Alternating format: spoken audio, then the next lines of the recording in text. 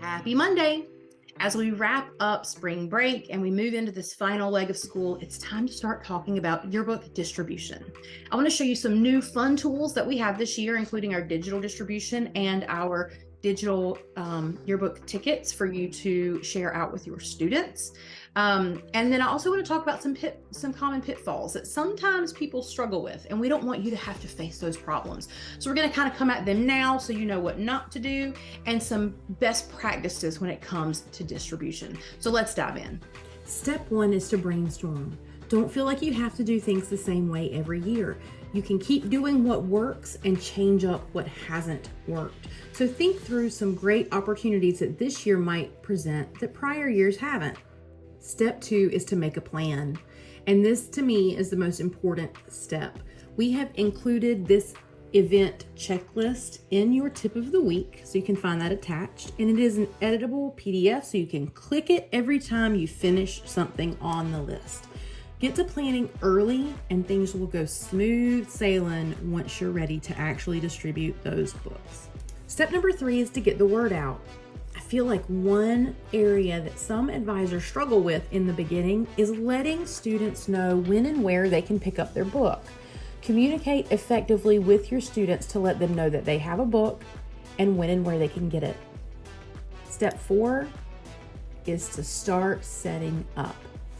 There are a lot of different ways you can do this, but my favorite way is to either create a row of tables or a circle of tables where students can line up, not by alphabet, not by personalized or non-personalized, just in whatever line is the shortest.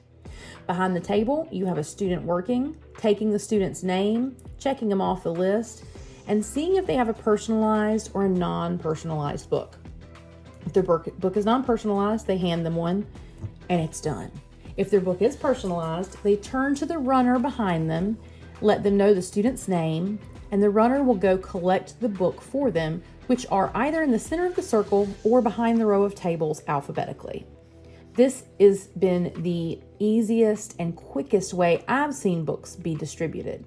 But you tell me, do you have a better plan? What works for you? And step 5 is to get those books handed out. This is the fun part. You've worked so hard on this book. I love seeing the students open these books and look at them and find themselves and smile. It is a good feeling. The new digital distribution will make the process of getting the books into the hands of students so much easier, in my opinion. It's integrated in with your coverage report and with your sales report, and it's all accessible on mobile devices. So rather than having lists where students have to look on a piece of paper and highlight and check off as we've done in the past, you can now have them use their cell phone, type in the student's name to pull them up. They see the photo of that student on their phone to identify them. They check off that the book has been purchased and they hand it over and they're ready to go.